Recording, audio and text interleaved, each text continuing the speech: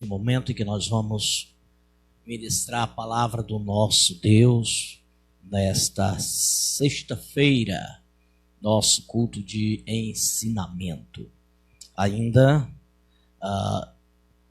de forma apenas online, sem a presença do rebanho, a presença das ovelhas de Cristo, né? Sem a presença da membresia, mas cremos que está tudo transcorrendo para que as coisas comecem a mudar e em breve possamos ter a permissão, a liberação e poder nos reunirmos e assim naquela reunião congregacional podemos adorar a Deus.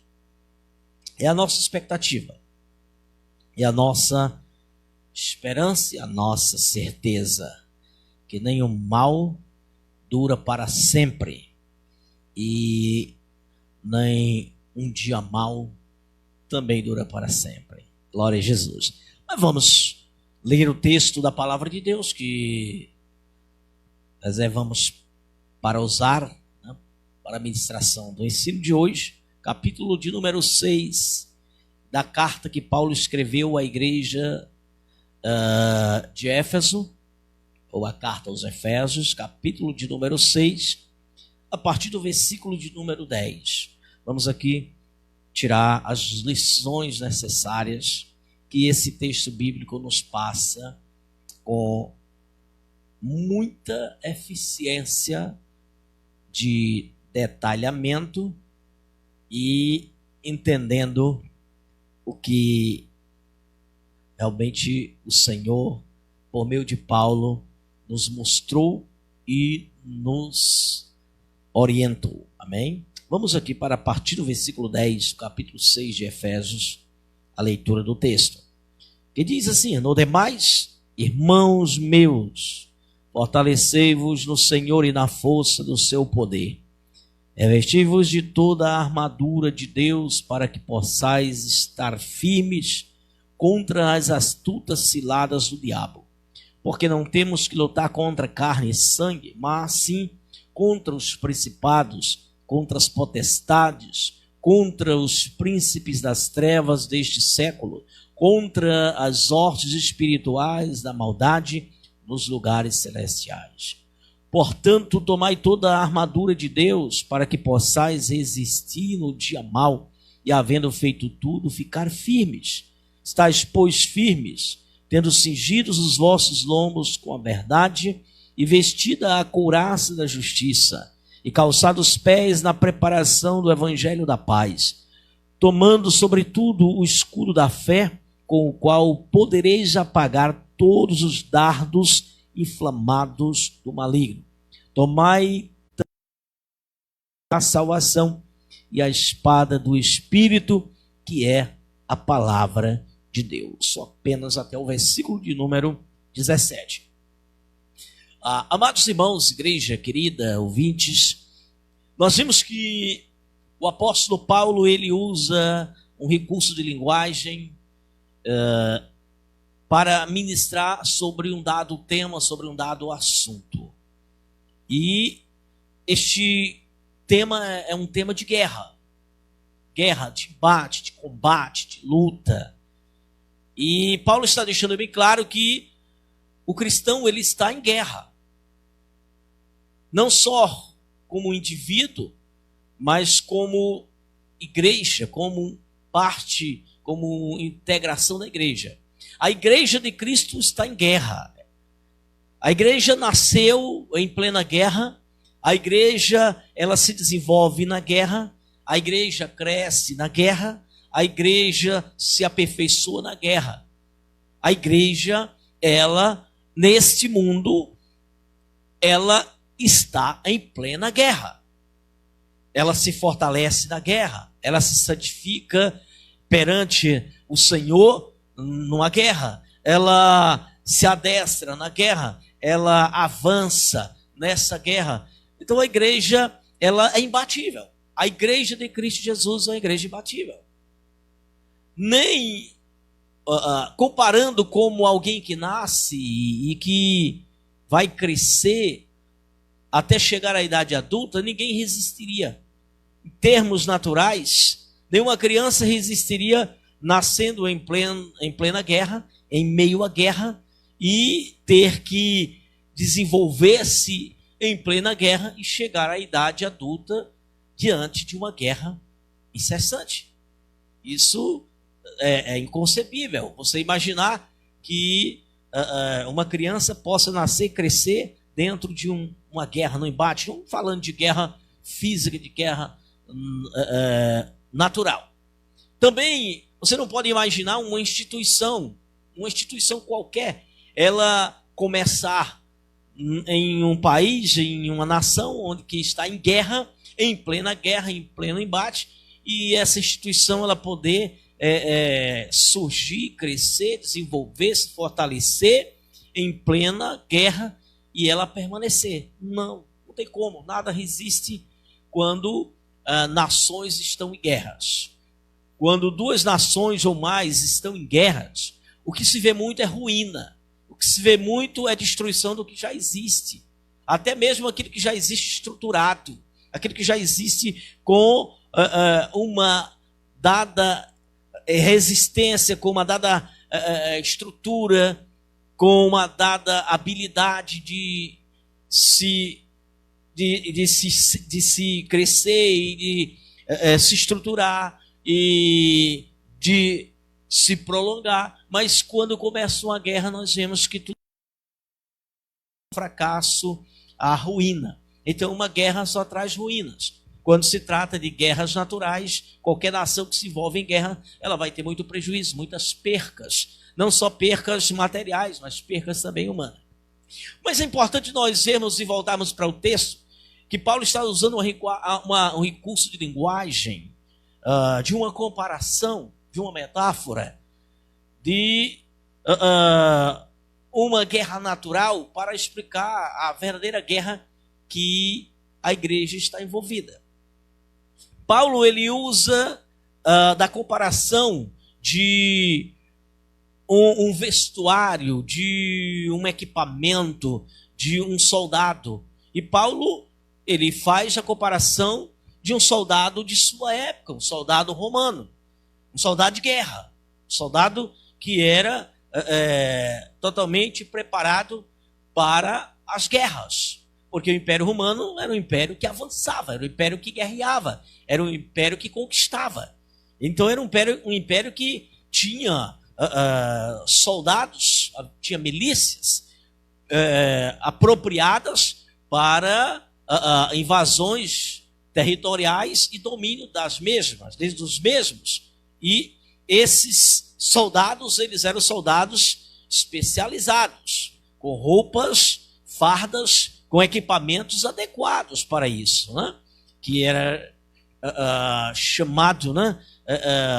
O vestimento de um soldado romano, não aquele soldado simplesmente mais simples de guardar e dar segurança ao povo, mas o soldado da guerra, o soldado que empreendia guerra, o soldado que era usado no alvo do projeto romano de crescimento da área territorial, do crescimento do império, das conquistas de outras terras e da conquista de outros povos. E assim tinha que lutar, tinha que guerrear, tinha que ter embate com os soldados das outras terras.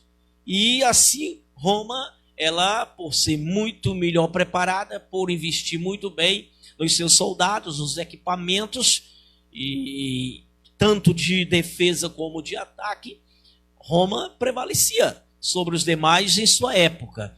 Por isso se tornou aquele grande império romano. E Paulo conhecia muito bem disso. E ele agora, para passar a instrução para a igreja e trazer para a igreja uma instrução de uma guerra que a igreja está envolvida, e Paulo quer dizer, está transmitindo para a igreja de Efésios, que ela está numa guerra. Ela nasceu numa guerra, ela vive em guerra.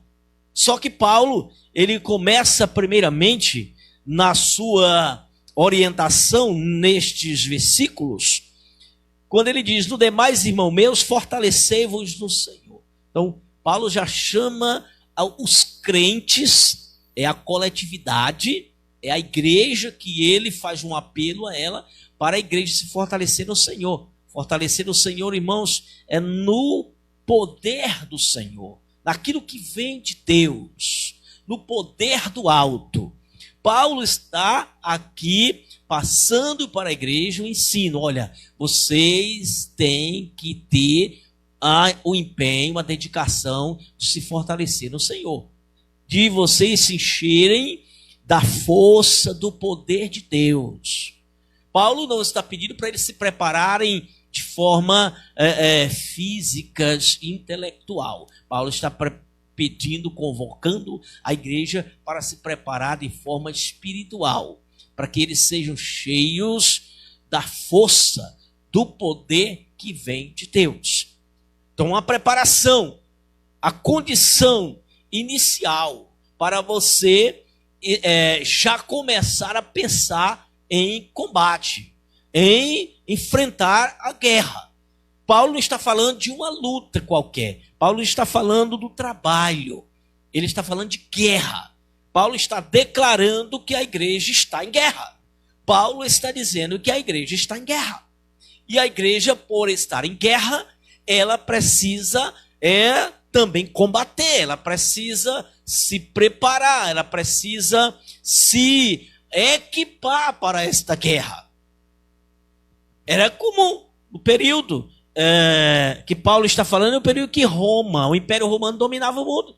E o Império estava sempre em guerra, em conquistas diárias, em conquista de novas terras, estava avançando. Era um império que avançava e que ele dominava cada vez mais novos povos.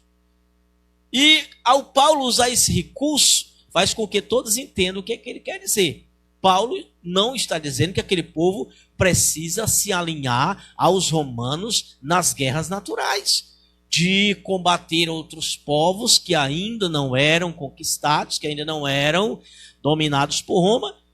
Paulo não está dizendo que a igreja de Éfeso, que está em território dominado por Roma, e que agora deve se alinhar a Roma, para também, em guerras com outros povos ainda não dominados, se unissem para guerrear como um soldado romano em busca de conquista de novas terras. Não. Aí Paulo faz a explicação para diferenciar de que tipo de guerra ele está falando. Aí ele vem para o versículo de número 11, quando ele diz: revesti-vos de toda a armadura de Deus, para que possais estar firmes. Aí ele diz: contra as astutas ciladas do diabo. Quando Paulo diz isso, ele está mostrando de que tipo de guerra ele está falando. Paulo agora está declarando qual é o tipo de guerra que a igreja tem que enfrentar, que a igreja tem que batalhar. Não são as guerras romanas, são as guerras espirituais, são as guerras que a igreja está envolvida. Essas guerras são as guerras espirituais. E ele, quando ele finaliza esse versículo de número 11, ele diz que tem que se revestir da armadura de Deus. Então Paulo já está dizendo, olha, tem que buscar revestimento de Deus.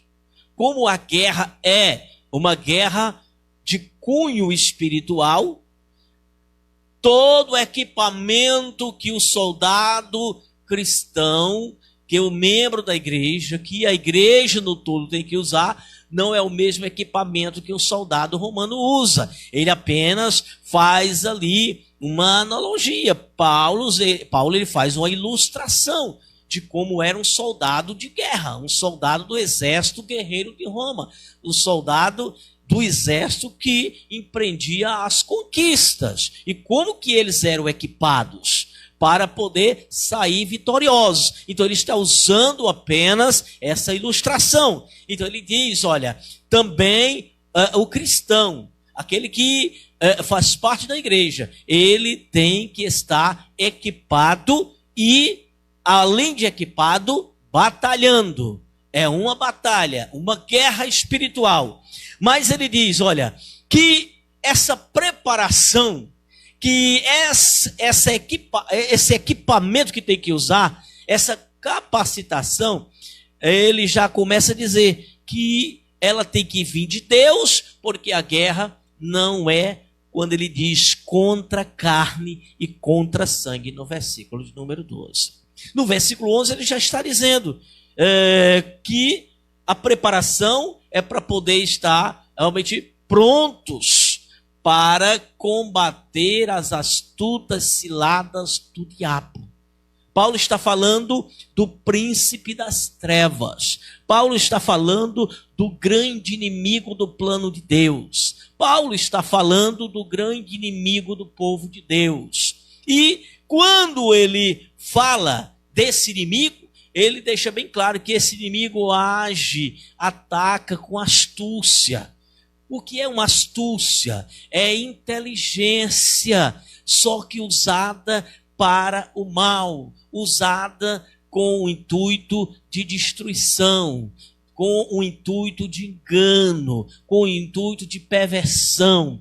O inimigo, ele tem este alvo, enganar. E para enganar, ele tem que ser astucioso, ele tem que usar da sua habilidade, da sua esperteza, para atrair e conseguir fazer dos que ele atrai presas, que ele possa dominar e posteriormente destruir.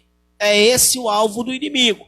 Mas Paulo, quando ele chama a igreja para esta guerra, aí ele diz, olha, a nossa guerra não vai ser como as guerras romanas, as guerras das nações. As guerras das nações é homem contra homem, é soldado contra soldado. E o alvo de guerra de exércitos é a tentativa de um dominar o território do outro. É de um dominar e tomar posse do que pertence ao outro povo. Os soldados, eles estão para defender a sua nação. O exército, ele existe para defender a sua nação de invasões externas, daqueles que tentam usurpar do que é de bens e de poderes e de valores de um dado povo. E o exército é formado com esse objetivo. Mas quando um exército ataca o outro, o alvo não é só destruir o exército do adversário. O alvo é dominar as terras do adversário. O alvo é dominar as riquezas de quem eles tomam por adversário. É passar a dominar aquela área territorial e explorar. Porém, quando Paulo diz aqui, olha, no versículo 12, porque não temos que lutar contra carne e sangue? Se nós formos levar em conta as duas palavras, carne e sangue, dentro da Bíblia, dependendo do que se encontra no contexto, você pode ter a carne como sentido de carne mesmo, a matéria, mas você pode ter no sentido de tendência pecaminosa, você pode ter no sentido das vaidades, dos prazeres pecaminosos. Quando vai para o sangue pode trazer o sentido literal do sangue mesmo que corre nas veias, e pode também trazer o sentido figurativo, como o vinho que representava sangue, pode representar também o próprio sangue de Cristo derramado na cruz, como também pode representar, né? Claro que em termos literais e figurados, dependendo do texto e do contexto. Nesse texto aqui, quando se usa em conjunto carne e sangue, está trazendo o sentido de ser humano, da pessoa, do ser humano em si, E Paulo, ele então explica que a guerra da igreja, a igreja ela tem uma guerra a empreender, uma guerra a realizar. Ela está em guerra. A igreja tem que estar investida e bem preparada para esta guerra. Essa guerra não vai começar. Essa guerra ela já existe. A igreja ela já veio para guerrear, ela já surgiu para guerrear, e ela já começou guerreando, e ela está em plena guerra, e ela continua guerreando, independente das gerações que vão chegando. A igreja ela existe, desde que ela foi fundada, desde que o Senhor instituiu a igreja, e lá no dia de Pentecoste, e ela começando ali, ela já começou em guerra. As gerações virão, aquela vai, outra geração virá, e a igreja ela permanece. E sempre a guerra existe. Porém, Paulo está deixando claro que o inimigo da igreja, com que a igreja tem que guerrear, aquele que se levanta, também vai ser o mesmo. Porém, esse inimigo, ele é astucioso. Então nós temos que entender a astúcia do inimigo. Quando Paulo ele diz, não temos que guerrear contra carne e sangue, ele está dizendo, a igreja não é para se equipar com armas literais. A igreja não é para se armar com fuzil, com metralhadora, com pistola, com nenhum tipo de arma bélica. O alvo, a guerra da igreja não é esta.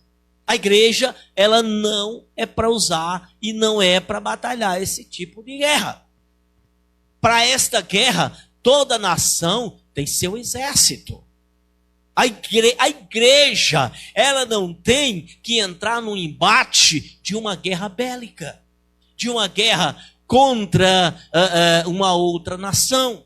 A igreja, ela não tem que se equipar para ter um embate numa guerra contra as milícias criminosas. Não, porque toda nação, ela tem suas forças de segurança para isso.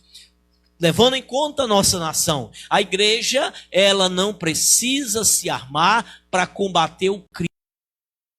Porque a nossa nação, ela tem as polícias para isso. Ela tem a Polícia Federal, ela tem a Polícia Civil, ela tem a Polícia Militar. A igreja, ela não tem que se armar para impedir uma invasão de uma outra nação, de um outro exército, porque a nossa nação, ela tem o exército para isso.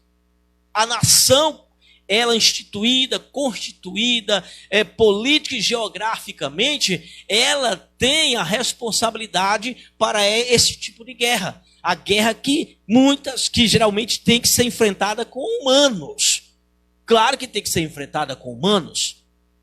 Quando há uma guerra de milícias, da milícia legítima, a polícia armada, que ela representa o Estado, contra a milícia criminosa, contra comandos criminosos também que se organizam e que se armam. E entram em conflitos, claro que ali está conflito de homem com homem, de carne e sangue. Homem armado com homem armado. Um representando o Estado para defender o cidadão e o Estado de Direito, e o outro combatendo o Estado de Direito, aqueles que são realmente os inimigos, que são os foras da lei, e eles têm que ser combatidos pelo Estado de Direito, tem que ser combatido pelas forças do Estado que estão para defender o cidadão e a ordem. Porém, a igreja, ela não entra nesse sentido. Agora eu tenho que deixar bem claro, para que depois alguém não fique sem entender. Eu estou falando da igreja, da missão da igreja, do embate da igreja. A igreja é administrada espiritualmente. A igreja, quando ela funciona como igreja. E eu sei que uma igreja, ela se constitui a partir de seres humanos. Seres humanos das mais diversas faixas de idade e também de nível social, intelectual, econômico, também de eu diria, até de formação profissional das mais diversas. Dentro de uma igreja tem médico, dentro de uma igreja tem advogado, dentro de uma igreja tem engenheiro. Quando eu falo na igreja do modo geral, pode ser que numa congregação não tenha esses profissionais. Pode ser que uma congregação pequenininha, de um interior, onde não existem esses profissionais, não vai ter esses profissionais, essas pessoas com essa formação dentro da igreja. Uma igreja no local onde não tem médico, ela nunca vai ter médico ali dentro. Uma igreja no local onde não tem advogado, os que se congregam lá são daquele local, é claro que ela não vai ter um advogado. Mas quando eu falo de igreja, e no conto geral, a igreja tem advogado, tem médico, tem juiz, tem professor, a igreja tem político, em todas as mais diversas. A igreja tem militar, a igreja tem coronéis, generais, tanto da polícia como do exército, da aeronáutica, da marinha, enfim. Mesmo que a instituição igreja, ela tenha no seu quadro de membros militares,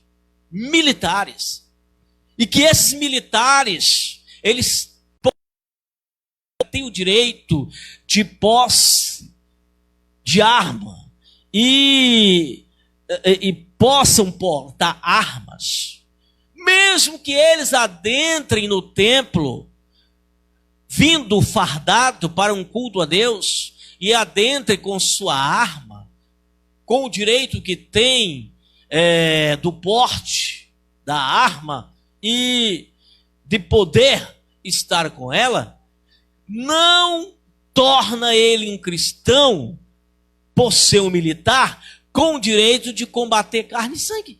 Como cristão, ele combate carne e sangue como militar.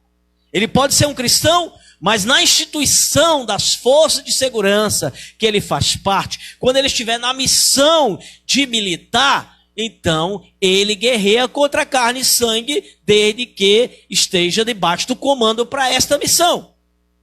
Ele pode ser um soldado cristão, mas ele dentro da igreja, a missão dele não é contra carne e contra sangue, é contra principados e potestades, que é o que o texto diz aqui.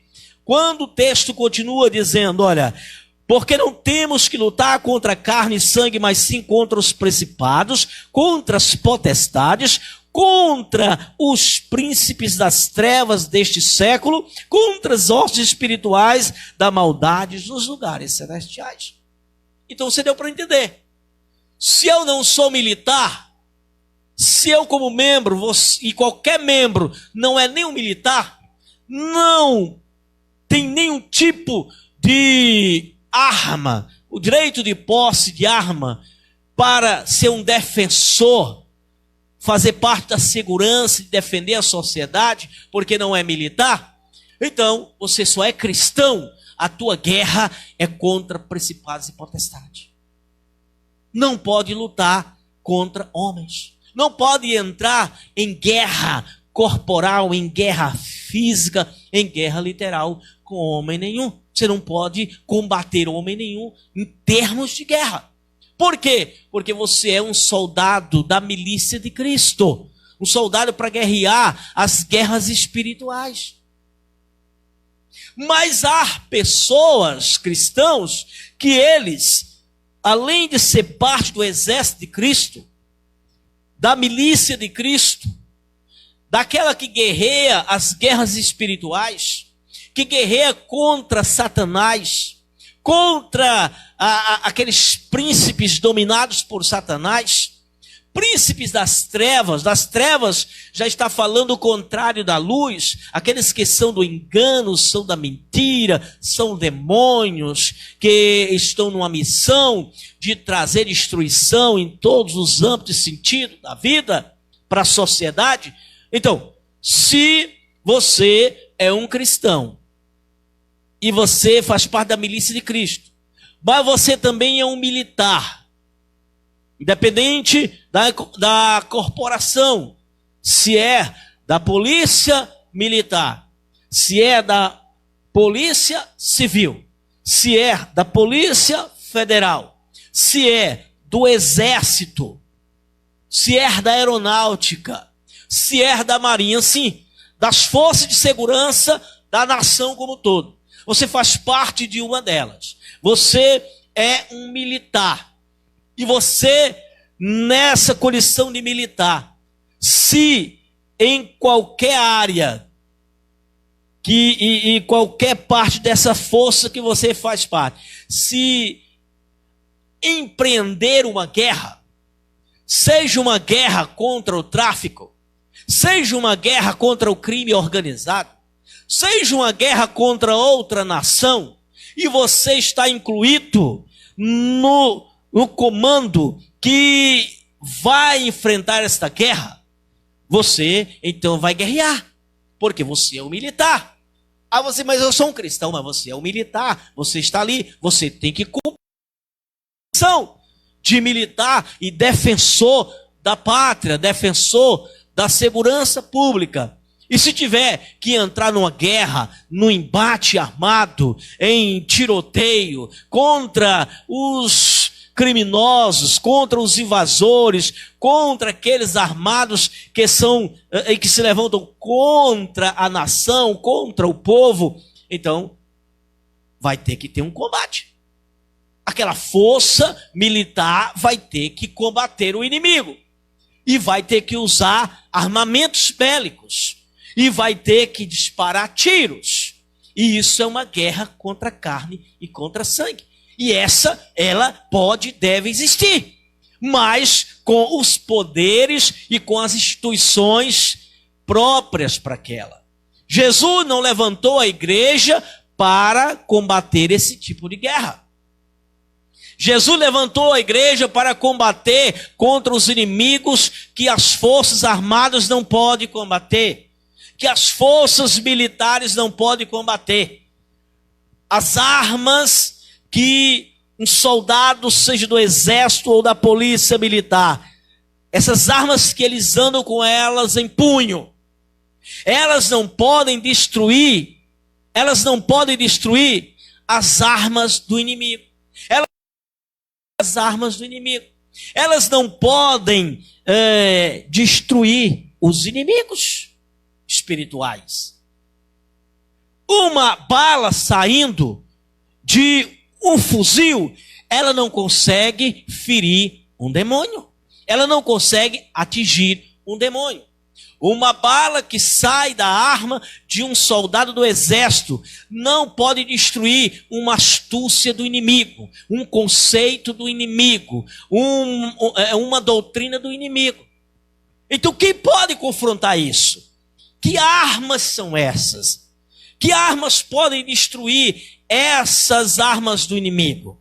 Que arma pode parar o exército espiritual, o exército de demônio, o exército inimigo, comandado por Satanás?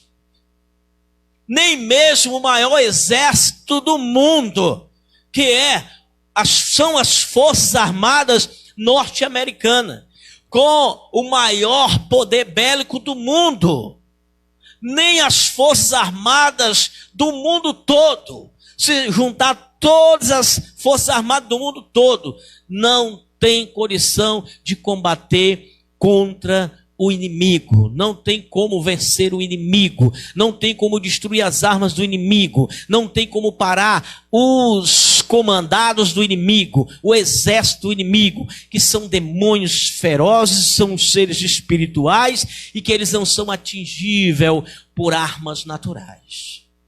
Meus queridos, e é nessa condição, e para este embate, e para guerrear contra este exército, que o Senhor levantou a sua igreja. Então a igreja, ela tem que combater aquilo que a ela foi imposta. A igreja, ela não tem que estar preocupada com a outra guerra, porque para a outra guerra existem os que são levantados para isso.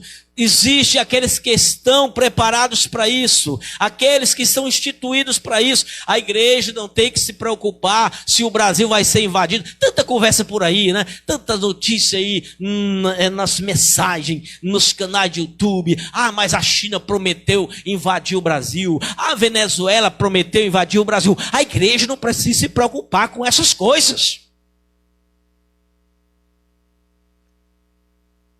A igreja não tem que se preocupar com isso. Porque ela não é um exército ou milícia para essa questão.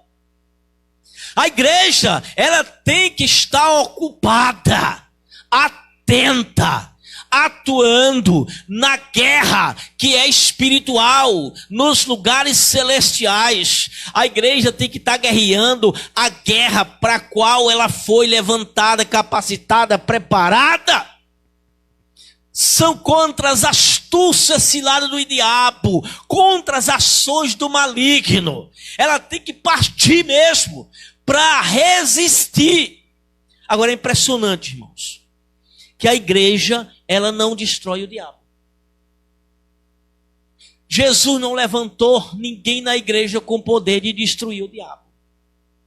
Apesar de ter muitos pregadores aí destruindo o diabo, mas não sei que diabo é que eles estão destruindo. Não encontramos na Bíblia nenhuma passagem que diga que o Senhor levantou a igreja para derrotar o diabo, para vencer o diabo. Nós encontramos em toda a Bíblia, desde que a igreja surgiu no Novo Testamento, nós encontramos a igreja sendo levantada para guerrear, uma guerra de resistência. Vai combater, mas a igreja ela tem que resistir o ataque do inimigo. Ela tem que resistir para que o inimigo não consiga atingir os seus alvos. A igreja ela está naquela posição de defesa, meu querido. De defesa. Quando o inimigo atacar, a igreja contra-ataca. Mas primeiramente ela resiste. Se nós olharmos o texto, e eu vou ler o texto para você. Vou ler o texto para você. Depois você vai dizer, pastor, para que a igreja foi levantada? Se ela não vai destruir o diabo. A igreja foi levantada para resistir ao diabo. É uma outra história. Resistir ao diabo. Porque a igreja resiste ao diabo. E ela tem um outro alvo, além de guerrear. Para resistir ao diabo, ela tem o alvo de resgatar vidas. Ela resiste ao inimigo, para que o inimigo não avance além do que ele tentou, para que a igreja ela resgate vidas antes que o inimigo nos seus ataques destrua. Então a igreja resiste. Você vai entender bem. Agora, quem vai vencer o diabo? Quem vai destruir o diabo? Quem vai derrotar o diabo? Quem vai trancafiar o diabo? É o Cristo da igreja, é o cabeça da igreja. Quem vai pisar, e quem pisou, e quem vencerá definitivamente o diabo? É o cabeça da igreja, é Cristo Jesus, meu querido. Jesus não botou ninguém fora ele, nem Deus o Pai botou ninguém fora o Filho para vencer o diabo, trancafiar o diabo, derrotar o diabo, acabar com o diabo, aniquilar com o diabo. A igreja, ela está aqui para resistir ao diabo. E nós vamos ler o texto. E é lendo o texto que nós vemos que Paulo, quando ele faz a comparação de uma armadura de Deus, nós vamos perceber que aquilo que ele usa como equipamento de uma vestimenta de um soldado, Paulo, ele lista aqui nessa armadura de Deus, apenas uma arma. O resto, irmãos, da armadura é algo de proteção. Algo de proteção. Vamos ver aqui com calma. Você não vê muitas armas de ataque. Você vê apenas uma arma de ataque. Uma arma de ataque. As outras todas são de defesa. A igreja está numa posição de contra-ataque, de resistência, para que o inimigo não avance. O inimigo é quem parte avançando e a igreja resiste. Jesus é que quando vier, ele vem e ataca. E ninguém resiste a ele. Mas a igreja, ela foi revestida com a força do poder de Deus para resistir o diabo. Fica firme. Fica firme. Olha o que é que diz Paulo. Versículo 13. Portanto, tomai toda a armadura de Deus. Não deixa nenhum equipamento fora. Daquilo que é a armadura para a igreja. Para a igreja. Não é um indivíduo. É a igreja. A igreja no todo. E a membresia, ela vai estar assim equipada. Quando a igreja estiver com esse equipamento espiritual. Olha o que diz. Portanto, tomai toda a armadura de Deus, para que possais resistir no dia mau, e havendo feito tudo, ficar firme. Resistir, meu querido, no dia mau. Dia mau está falando da ação maligna, está falando dos ataques do diabo, das investidas do diabo. E a igreja tem que estar pronta, a igreja tem que estar ali firme, ela não pode estar vacilante.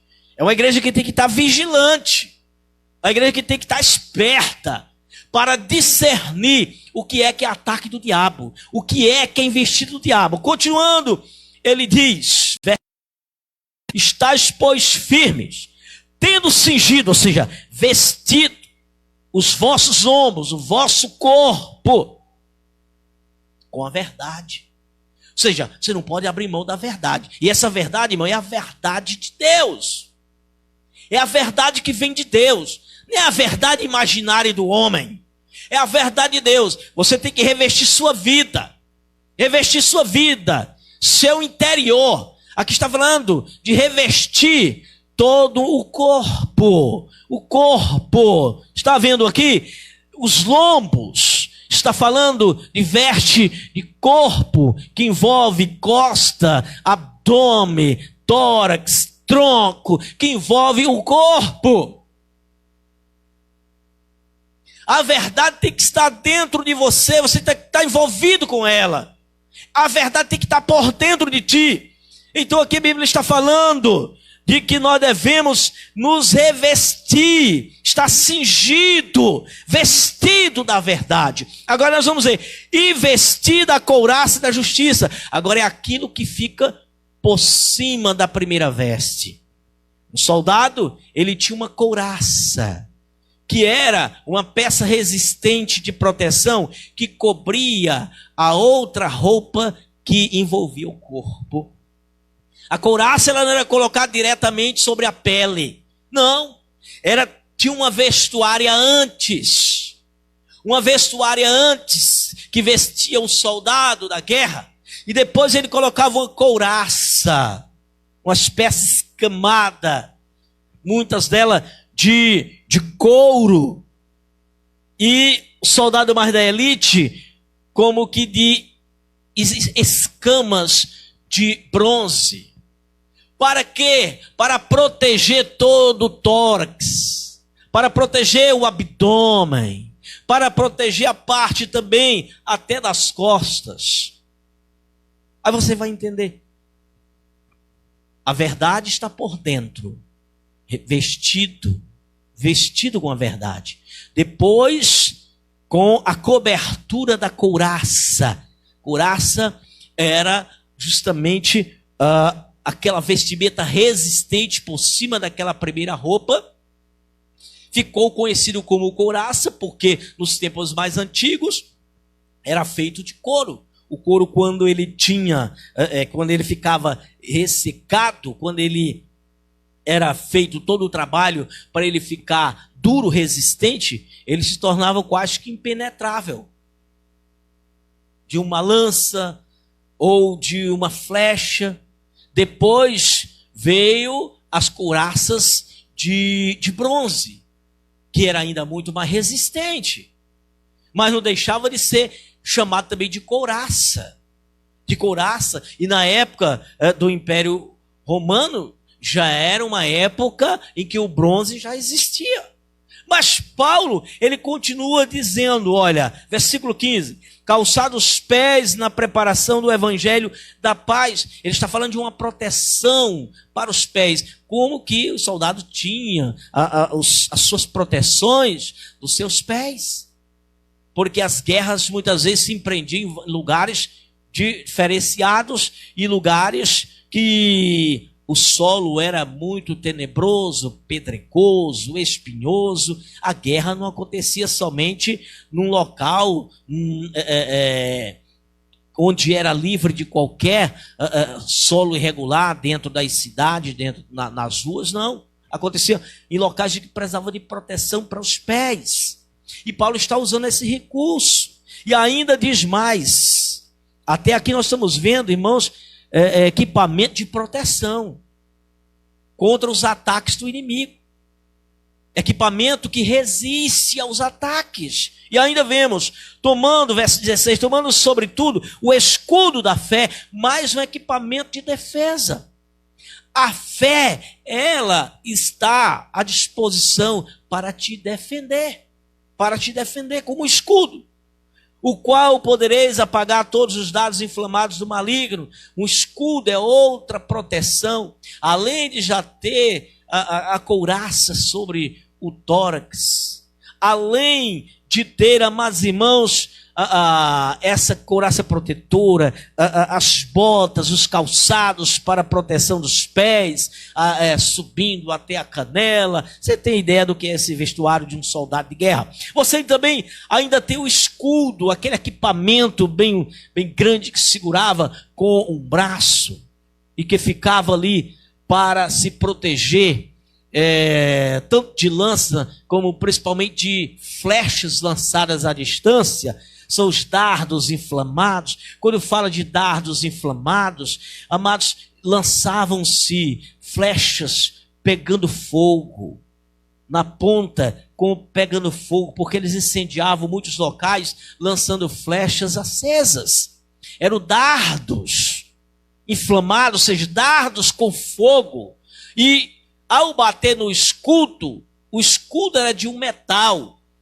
Aquela flecha, quando ela lançava, que batia ali, ela não tinha como penetrar, e mesmo que penetrava, o material não era inflamável, não pegava fogo. Quando batia ali, aquela flecha com fogo, a tendência dela era se apagar, porque ela batia em um local firme, em um local de metal, e ali quando batia, a tendência é que o fogo se apagava, porque não era um local inflamável, não era sobre madeiras nas portas das cidades, nem sobre as portas das casas, nem sobre os tetos das casas, nem sobre um local inflamável, onde a flecha acesa batia, e que ali quando batesse num local que pegava fogo, fosse de madeira, de palha, batia ali, o fogo já incendiava o local.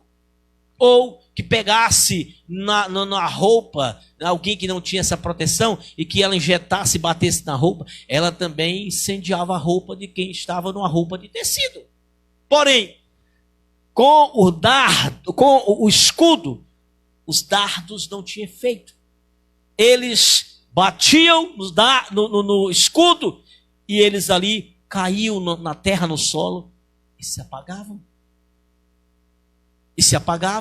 E se não apagasse assim, caísse no solo, o soldado, ele poderia pisar e apagar aquele fogo.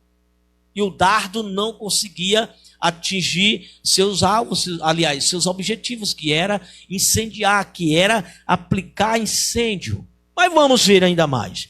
E ainda continua, versículo 11. Tomai também o capacete da salvação, mais um equipamento de proteção. Mais um equipamento de proteção. Desta feita para a cabeça, capacete. E ainda diz, e a espada do Espírito, que é a palavra de Deus. A espada, que é aquela que você ministra. Essa é a arma de ataque. A única arma de ataque. E essa arma de ataque, irmãos, é para você repreender o diabo. Você tem poder de repreender o diabo. Mas você tem poder de pregar cura para as pessoas, salvação para as pessoas, libertação para as pessoas. Amado, a igreja, ela tem o poder de repreender o diabo. Ela tem poder de resistir ao diabo. Ela tem poder de repreender demônio. A igreja não tem o poder de matar demônio. A igreja não tem poder de prender demônio. A igreja não tem poder de trancafiar demônio. Isso é ilusão de alguém que pensa. Alguns pregadores até pensam que eles têm poder de aprisionar um demônio. Amados, repreender é um poder que vem de Deus. É uma ordem que você ou quem tem o poder de Deus passa e o demônio sai de onde ele está. Ele foge daquele ambiente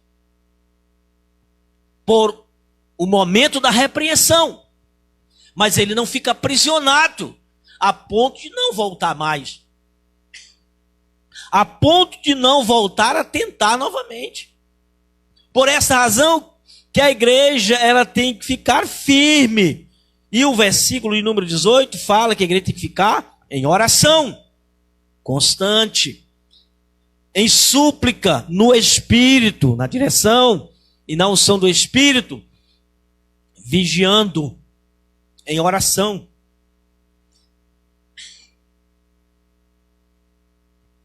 Então, meus queridos, vejamos aqui o que Paulo, nessa ilustração, fala. Capacete para a cabeça, para proteger, amados irmãos, contra o engano do diabo. Satanás, ele não só usa demônios para se incorporar em alguém e tornar alguém possesso. Satanás, amados irmãos, ele interfere em todas as áreas seculares. Satanás, ele interfere na educação, no sistema educacional das nações. Ele interfere nos órgãos educacionais. Ele interfere nos ministérios da educação. Ele interfere nas secretarias de educação. Satanás, ele consegue injetar, usando pessoas à sua disposição, para injetar ideologias, para injetar conceitos educacionais. E nós vimos, amados irmãos, o que é que se tenta na educação do nosso país há muito tempo, o que é que se tenta injetar na educação. São obras malignas, são astúcias do diabo. É nesse sentido que a igreja tem que combater, meu querido. A igreja tem que combater isso aí. A igreja tem que estar de pé nisso aí, investindo nessa guerra. A igreja não tem que estar saindo, matando ninguém, mas ela tem que estar combatendo os ensinos errados, malignos, que tentam adentrar na formação dos seres humanos, na educação. A igreja ela pode e deve interferir no sistema educacional da nação, desde da rede municipal até a rede federal. A igreja tem que interferir nisso, porque faz parte da sua guerra. Faz parte da sua guerra. A igreja tem que interferir nos conceitos pervertidos que se injetam dentro da sociedade. A igreja ela tem que combater o que vem em forma de cultura, mas é uma obra pecaminosa. A igreja tem que combater, sim. É nesse sentido que a igreja tem que estar pronta, vigiando. Não é só esperando. A igreja ela só tem que repreender uma doença que o diabo colocou. A igreja só tem que repreender um demônio que está numa pessoa endemoniada. Irmãos, a igreja, enquanto ficar presa a isso, o diabo vai conquistando área, território, terreno. E vai chegar ao ponto que a igreja vai estar cheia de pessoas com conceito pervertidos pelo maligno, e a coisa se torna mais normal dentro da igreja. A igreja vai estar cheia de pessoas pervertidas, de pessoas que consideram a prostituição a coisa mais normal, a fornicação a coisa mais normal, pessoas que vão considerar a homossexualidade a coisa mais normal, as pessoas que vão considerar a ideologia de gênero a coisa mais normal. E não é por aí, meu querido. Não é por aí. E já se percebe dentro da mentalidade de muitos cristãos a aceitação desses conceitos. Conceitos que dizem, né? As pessoas devem estar livres para escolher o que querem. Elas têm a liberdade para escolher o que querem. Mas a igreja ela tem que aplicar, ela tem a espada, que é a palavra. Ela tem que aplicar verdades. Ela não pode deixar que a mentira que o inimigo está injetando, ela fique. Mas por quê? Isso aí não tem nada a ver conosco. Se as pessoas querem pecar, elas devem pecar. Meu querido, não. Se elas querem pecar, vão pecar, mas nós temos que fazer com que elas conheçam a verdade. Que elas saibam que aquele pecado vai lhes levar à morte espiritual, a dano espiritual. Que aquele pecado é o inimigo dominando e atraindo para a morte. Essa guerra que a igreja tem que fazer. Essa guerra que a igreja tem que estar empreendida nela. Essa guerra que a igreja não pode deixar de combater. Não é ficar aí horas e horas debatendo política, debatendo questões políticas. Não, a igreja tem que estar ministrando o evangelho, manifestando o poder de Deus, combatendo a mentira, combatendo o erro, sem ter que agredir, se gladiar com pessoas humanas. A igreja não foi levantada para estar saindo, matando ninguém, para estar punindo ninguém. Os crimes que as pessoas punem, já existem as autoridades para fazerem isso. Deixe que as autoridades cumpram com o seu papel. Se as autoridades não cumprirem hoje, amanhã, outros personagens entram nos cargos e vão executar. A igreja é para a guerra espiritual. Guerras, amados irmãos, que muitas vezes elas estão no campo da filosofia. Guerras que muitas vezes elas estão na sociologia. Estão lá nos ensinos da sociologia. E a igreja ela tem que aplicar verdades. Está lá no campo da educação. Está lá realmente no ensino da evolução, que são a introdução de ensinos malignos, mas que estão dentro do bojo educacional em todos os países do mundo e são introduzidos como a verdade da existência do planeta. E a igreja ela tem uma guerra contra isso aí. A igreja ela tem que aplicar o criacionismo que Deus criou, e Deus criou o perfeito, que Deus criou com a perfeição, mas que o pecado está trazendo dano. A igreja tem que ensinar que não se pode se estar praticando sexo sem uma responsabilidade de um relacionamento amoroso e matrimonial só para prazer e satisfação, e estar gerando filhos, porque o relacionamento sexual gera filhos, e fazer com que se engravidem aí meninas e mais meninas, e como muitos casos aí, mães que engravidam estão matando, estão assassinando. Muitas vezes esperam a criança nascer, tem delas que não matam antes, mas esperam nascer e abandonam aí nos lixões, dentro de mochila, dentro de sacola. Isso a igreja tem que combater. A igreja tem que dizer que isso realmente é pecado. Pecado. Mesmo que algum dia as leis humanas, elas não considerem mais crime. Mesmo que as leis humanas venham discriminar o aborto. Mas a igreja precisa continuar dizendo que o aborto é pecado. O aborto provocado. O aborto intencional. Mesmo que haja um conceito social de que o sexo deve ser livre, à vontade, a pessoa fazer quando quer, a hora que quer, com quem quer, sem nenhum tipo de responsabilidade matrimonial, mesmo que esse conceito já esteja na opinião da sociedade de forma tão comum, a igreja tem que continuar dizendo que sexo fora de um matrimônio, fora de um compromisso, fora de um padrão bíblico é pecado. São aí os pontos da guerra da igreja. Essa guerra. Mas ela não tem que guerrear com ninguém. Se alguém não quer aceitar, o problema é de quem não quer aceitar. Mas a igreja tem que continuar dizendo.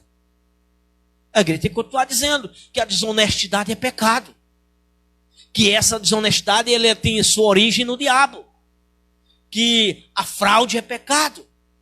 Que a corrupção é pecado. Amados, essa guerra que a igreja ela tem que empreender, ela tem que continuar empreendendo. Agora, para isso, tem que estar fortalecida no poder de Deus. Para resistir e para perceber as astúcias do inimigo, a igreja tem que estar em oração e vigilância, que é onde finaliza aqui Paulo no versículo 18. Vigilância, irmão, não é passar a noite acordado, é estar atento, observando o que verdadeiramente não vem de Deus, mas vem da mentira, do engano, vem do diabo, a sua origem é no diabo.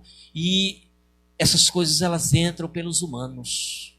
E pode chegar dentro da sua casa, pode estar lá dentro da sua casa, pode já ter alcançado o seu filho, pode ter alcançado já a sua filha, pode ter alcançado já o seu marido, sua esposa. Uma obra maligna, uma astúcia do diabo já pode ter alcançado alguém da sua família sem ter percebido. Alguém já pode estar sutilmente ali com uma astúcia do maligno injetada na sua vida e você não ter percebido, porque você não vigia, porque você não observa, porque você não fica atento. As obras do maligno, elas passam a ser percebidas. Elas são ardilosas. Elas são muito ardilosas. São muito ocultas. Mas aqueles que têm a visão de Deus, que recebem de Deus o discernimento, vão perceber. Então, meus queridos, fica essa palavra de orientação para você. Não brigue com ninguém. Não guerreie com ninguém. Não discuta com ninguém essas questões. Mas guerreie contra principados e potestades, contra o demônio e contra as obras dele, que nós vamos combater, guerrear, e nós não vamos desistir. Mas o vencedor do diabo é Jesus, e ele vai se levantar, ele vai voltar e vai guerrear, mas para isso, antes ele tira a sua igreja, para ele vir vencer o inimigo, porque é ele que vence, é ele que derrota, é ele que aprisiona, não é poder humano nenhum, é o poder do nosso Cristo. Que Deus em Cristo Jesus abençoe a todos.